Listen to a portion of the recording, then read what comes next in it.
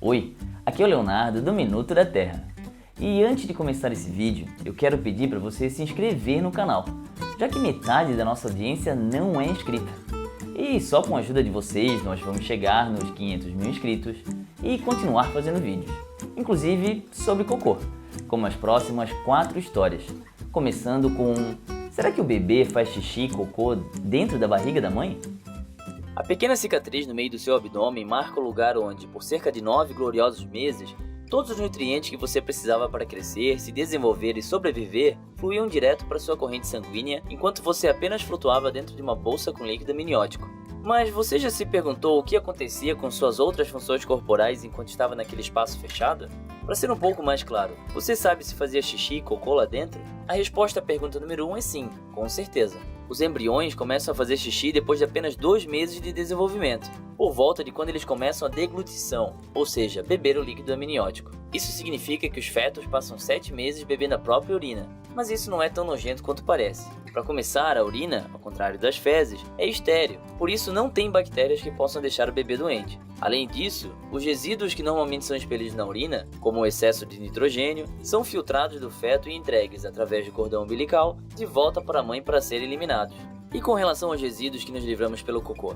Bem, a mamãe cuida disso também, mais ou menos. A mãe digere o alimento antes que ele chegue ao bebê, absorvendo nutrientes como açúcar e proteínas em sua corrente sanguínea e, em seguida, passa esses nutrientes para o feto através do cordão umbilical. Então a maioria dos nutrientes que viram cocô depois acabam ficando com a mãe. Mas o sistema digestivo do bebê não fica totalmente vazio. Alguns resíduos acabam chegando lá e são degradados pela bilis ácida no intestino delgado, produzindo uma massa esverdeada, viscosa chamada mecônio. Mas ao contrário do intestino grosso de todos fora de um útero, o intestino grosso de um feto é sobretudo estéril e desprovido das milhares de bactérias que decompõem os nossos resíduos e fazem parte de até 50% da polpa marrom conhecida como fezes. Assim, a massa verde e pegajosa que se forma no intestino do feto eventualmente se torna massa verde, pegajosa e livre de bactérias dentro da primeira fralda do bebê. E, de certa forma, é o primeiro e último cocô limpo na vida de todos nós. Pois é, sinto te informar que você já bebeu xixi. E poderia até beber água reciclada do esgoto, se perdesse o nojinho. Você comeria um brownie em forma de cocô? E que tal uma sopa servida num pinico? Ou ainda um suco natural de laranja ou de uma barata esterilizada de um mergulho? Bom, não é de se estranhar que a maioria das pessoas recusariam essa oferta, até mesmo o brownie. Isso acontece porque, mesmo sabendo que esses alimentos são seguros, o cérebro humano é treinado para desencadear um sentimento de nojo assim que o risco de uma contaminação é iminente. Os seres humanos provavelmente evoluíram para ficar enjoados com facilidade para evitar comer coisas desagradáveis como comida estragada e fezes. Mesmo agora que nós temos maneiras de ter certeza o que é seguro ou não, esse desgosto ainda influencia em algumas das nossas decisões, até mesmo em algumas bem importantes. Vamos tomar como exemplo uma área propensa à seca no norte da Califórnia, que no fim dos anos 90 gastou milhões de dólares em uma usina que usa osmose reversa para transformar a água do esgoto em água potável. Isso não é nenhuma novidade. Usinas de reciclagem de água na Namíbia, Singapura e até mesmo no sul da Califórnia têm usado essa tecnologia há anos. Mas a ideia de beber algo que costumava ter cocô boiando deixou os moradores tão enjoados que ações judiciais fecharam a usina antes mesmo dela abrir. Essa reação negativa da opinião pública acabou com a reciclagem de água em outros lugares também, principalmente por causa do comentário geral de que era água da privada, o que dá uma ideia de que não exista nada no meio do caminho. Estudos mostram que tempo e distância são os melhores antídotos contra o nojo. Em uma pesquisa, somente 1/3 das pessoas afirmaram que beberiam água reciclada direto do seu encanamento, mas 2/3 aceitariam se ela passasse por um reservatório antes, mesmo que tanto o encanamento como o reservatório fossem igualmente limpos. Em outras palavras, nós conseguimos enganar nossa versão irracional fazendo coisas irracionais, como deixar a água parada em um tanque antes de bebê-la. Outra maneira é dar um nome bonito para a água reciclada. Singapura conseguiu o apoio da população depois de batizar sua água reciclada com o nome de New Water. Mas as pessoas ficam mais sujeitas a correr esse risco quando a água bate na bunda. Após 15 anos de secas e restrições obrigatórias no uso de água, moradores do norte da Califórnia mudaram de ideia e pediram às autoridades que a usina de água da privada, quer dizer, a unidade de água pura, nova, brilhante, limpa e divertida, fosse reaberta. Pensando bem, é incrível e só um pouco estranho a quantidade de vídeos que a gente tem sobre esse assunto. E aqui vai mais um. Por que alguns animais comem cocô? Nós humanos adoramos comidas estranhas, mas uma coisa que quase nunca comemos é cocô. Seja porque temos nojo ou porque aprendemos que ele está cheio de doenças. Mas para muitos animais, as fezes são um item comum do seu cardápio. Em parte porque o cocô não é assim tão perigoso quanto pensamos. Claro, o cocô de alguém doente pode conter bactérias, vírus e parasitas causadores de doenças e contaminar quem o tocar. Mas um cocô saudável geralmente contém apenas água, bactérias inofensivas, alimentos não digeridos, resíduos metabólicos e células mortas.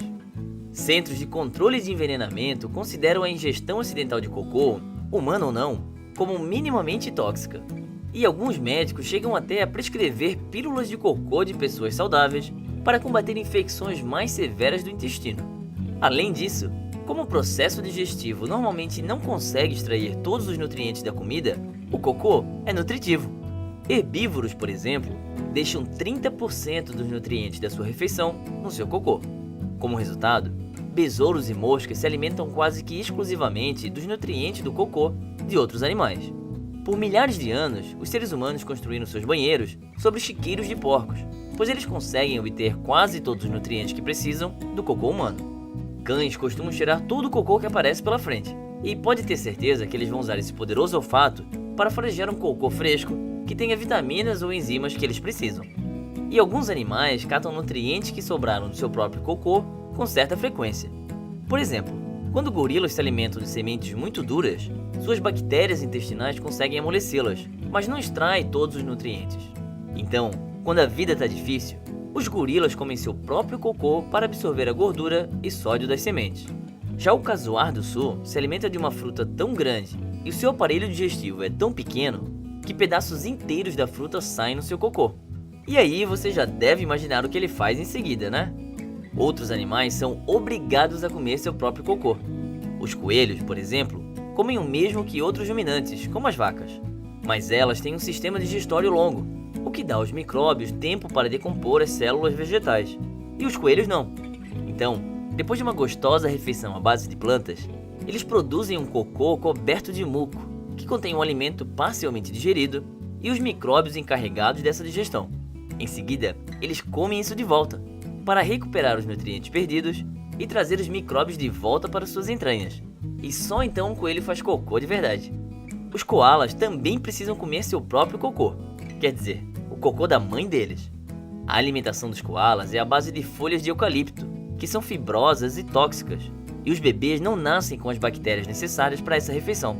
Então, por várias semanas, o bebê só come uma papa que nada mais é do que um cocô macio e verde cheio dessas bactérias, que a mamãe koala prepara especialmente para seu filhote.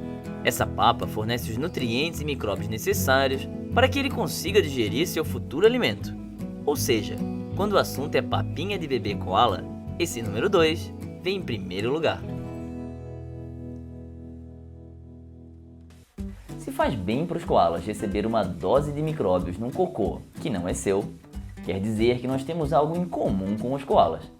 Esse experimento ecológico é um dos muitos que tem demonstrado como ecossistemas com diferentes espécies tendem a ser mais resistentes do que aqueles com pouca diversidade. Somos suspeitos para falar desse lugar em particular, já que um dos nossos roteiristas é responsável por ele. Mas essa resistência que múltiplas espécies trazem é fundamental para a saúde de vários ecossistemas como campos de batata, rios e até mesmo o interior do seu intestino. Em contrapartida, quando uma única espécie é dominante, isso pode causar sérios problemas. Tomemos o caso da Clostridium difficile, um membro da comunidade de bactérias naturais do seu intestino que provoca uma grave inflamação no cólon quando em grande quantidade. Essa bactéria, também conhecida como C. diff, recebeu o nome difficile porque era muito difícil fazê-la crescer em laboratório, não por ser difícil de tratar, mas ela é. Infecções pela C. diff normalmente acontecem porque essas bactérias são persistentes e se regeneram com mais rapidez do que outras bactérias do intestino após um tratamento com antibióticos. Ironicamente, o tratamento padrão para C. diff é tomar ainda mais antibióticos, o que às vezes funciona, mas em muitos casos, a resistência do C. diff ao antibiótico significa que as bactérias concorrentes saem da jogada, sobrando mais espaço para a população dela crescer ainda mais. E não é pouco, cerca de 500 mil pessoas são infectadas anualmente nos Estados Unidos, e uma a cada 30 não resiste e morre, mesmo após tratamentos com outros remédios e até mesmo cirurgia para remover parte do cólon. No desespero, surgiu a ideia de reabastecer a flora intestinal, mas não com probióticos, que fornecem apenas um organismo vivo para cada 10 mil células bacterianas que já estão no intestino, e não são poderosos o suficiente para fazer diferença, mas sim com algo mais parecido com o equivalente microbiano a uma transfusão de sangue. E assim como uma transfusão de sangue, não tente fazer isso em casa. Em um transplante de microbiota intestinal, ou transplante de cocô, Uma pessoa com alimentação saudável e diversificada comunidade de bactérias no intestino doa uma amostra para ser administrada em um paciente com infecção pela C. diff. Em 400 dos 470 casos documentados, a comunidade bacteriana transplantada rapidamente se tornou dominante, fazendo com que o sistema digestivo do paciente se recuperasse e estabilizasse, mesmo com os cientistas ainda não sabendo exatamente como isso acontece. O intestino humano não é o único ecossistema onde esse tipo de procedimento tem dado certo. O transplante de terras saudáveis para locais debilitados tem ajudado no combate a doenças nas colheitas, bem como torna o solo mais fértil. E o transplante de água, caracóis e lentilha d'água ajuda a manter um aquário bem equilibrado. Por enquanto, as terapias de transplante microbiano para controle de doenças ficam à margem da medicina, agricultura e criação de peixes em aquários. No caso da medicina, isso pode ser em parte devido às pessoas terem um certo nojo do cocô deles e de outras pessoas, além de planos de saúde que não cobrem o custo do procedimento. Mas o dinheiro também desempenha um grande papel aqui. Novos hábitos, mesmo realmente bons, têm dificuldade de chegar às pessoas sem um marketing efetivo. Mas quando essa divulgação vem de indústrias como a farmacêutica, agroquímica e a de aquários, é de se esperar que eles promovam apenas o que gera lucro, como remédios, fertilizantes, suplementos e outros coquetéis químicos fortemente modificados. Então quem vai divulgar as soluções mais simples? Nós, do Minuto da Terra. Para sua C. diff ficar boa, escolha o cocô de outra pessoa. Espero que você não tenha perdido a fome com esse vídeo. Não esqueça de se inscrever no canal e até semana que vem.